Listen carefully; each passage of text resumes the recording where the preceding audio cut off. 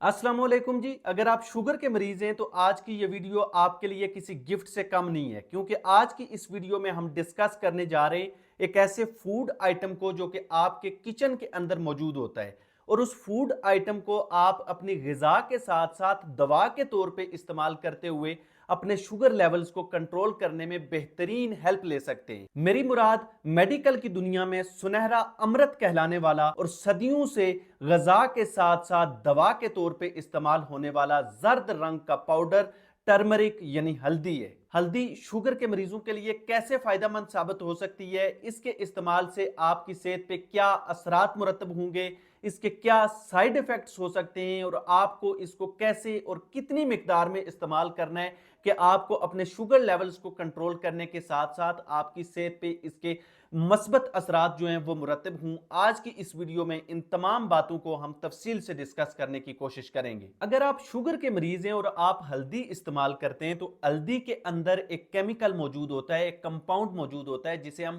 Curcumin का नाम देते हैं। ये करक्यूमिन जो है ये आपके लबलबे के अंदर पेंक्रियाज के अंदर मौजूद बीटा सेल्स जो होते हैं, जो इंसुलिन बना रहे होते हैं, ये उनके काम करने के अमल को बेहतर बनाता है।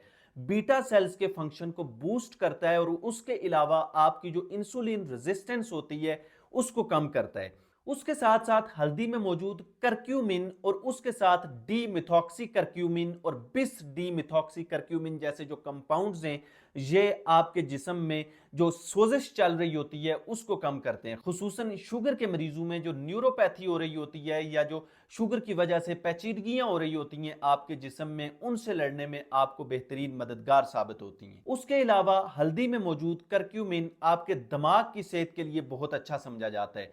खसूसन ये आपको एंजाइटी और डिप्रेशन को कम करने में मदद देता है और आपकी मेमोरी को बूस्ट करता है। और खुसूसन अगर आप रात के वक्त हल्दी का इस्तेमाल करते हैं तो ये आपकी नींद को बेहतर बनाने में बेहतरीन मददगार साबित होता है। उसके अलावा ये करक्यूमिन आपके दिल की सेहत को बेहतर बनाता है और आपको दिल की बीमारियों से बचाने में बेहतरीन मावन साबित होता है। उसके अलावा हल्दी का एक बहुत बड़ा बेनिफिट जिसपे पूरी दुनिया में बहुत सारी रिसर्च स्टडीज चल रही हैं वो ये है कि ये आपको कैंसर से बचने में और कैंसर के ट्रीटमेंट में बेहतरीन मददगार साबित होता है। खसूसन जो कोलोरेक्टल कैंसर होता है यानी जो बड़ी आंत का कैंसर है, उसके इलाज में बहुत सारी रिसर्च स्टडीज के अंदर हल्दी को बेहतरीन किस्म की मेडिसिन पाया गया है। इवन जो मुख्तलिफ किस्म की एंटी कैंसर ड्रग्स होती हैं, एंटी कैंसर मेडिसिन हैं, उनके बराबर ये जो हल्दी है वो मुख्तलिफ रिसर्च स्टडीज के अंदर, जिनका हवाला मैं आपको डिस्क्रिप्शन में दे दूंगा, उनके अंदर हल्दी को एक बेहतरीन किस्म के एंटी कैंसर ग़िज़ा के तौर पे या एंटी कैंसर दवा के तौर पे पाया गया है। उसके अलावा एक और बेनिफिट जिसको हमारे बरसगीर पाक व हिंद में ट्रेडिशनली भी यूज किया जाता है, आपने अक्सर देखा होगा कि जोड़ों के दर्द में इसका पेस्ट बना के जोड़ों के ऊपर लगाया जाता है। तो इसकी वजह यह होती है कि बेसिकली ये एक नेचुरल पेन किलर के तौर पे एक्ट कर रहा होता है और ये हमारे जोड़ों का दर्द जो होता है, जोड़ों की सोजिश को कम करता है और यूं जोड़ों का जो दर्द है उसको कम करने में बेहतरीन मददगार साबित होता है। उसके अलावा ये हमारे जो एजिंग के असरात आ रहे होते हैं बुढ़ापे की वजह से हमारे जिस्म के ऊपर, हमारी जिल्द को ये शाइनी बनाता है और उसके साथ साथ हमारा जो बेली फैट होता है उसको ये कम करने में बहुत ज्यादा मदद करता है। और खुसूसन अगर आप अपना वेट लूज करना चाहते हैं तो ये आप अपनी ग़िज़ा में जरूर यूज कीजिए। अब आ जाते हैं कि आपने हल्दी को इस्तेमाल कैसे करना होता है। तो बेसिकली हल्दी का इस्तेमाल बिल्कुल आसान सा होता है, लेकिन एक चीज जो होती है, जब रिसर्च स्टडीज में मुख्तलिफ किस्म के मरीजों को हल्दी इस्तेमाल करवाई गई तो उसमें देखा गया कि हल्दी के अंदर मौजूद ये बेनिफिशियल कंपाउंड जिसे हम करक्यूमिन का नाम देते हैं, इसको हमारी आंतों से जज़ब होने में बहुत ज्यादा मुश्किल होती है।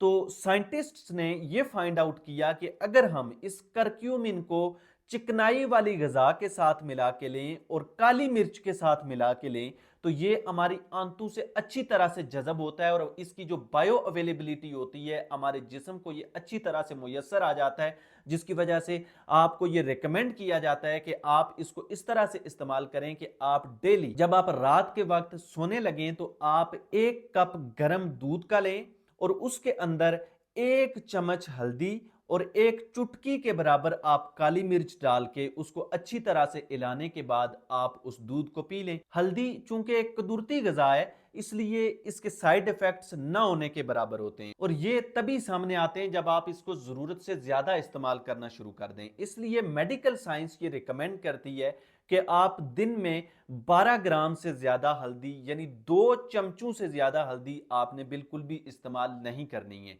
और खुसूसन अगर आप प्रेग्नेंट खातून हैं या आप अपने बच्चों को दूध पिलाती हैं या उसके अलावा आपको पित्ते की बीमारियों का मसला है या फिर आप खून पतला करने वाली दवाइयां इस्तेमाल करते हैं, तो मेडिकल साइंस ये रिकमेंड करती है कि इसके कुछ साइड इफेक्ट्स ऐसे मरीजों में देखे गए हैं।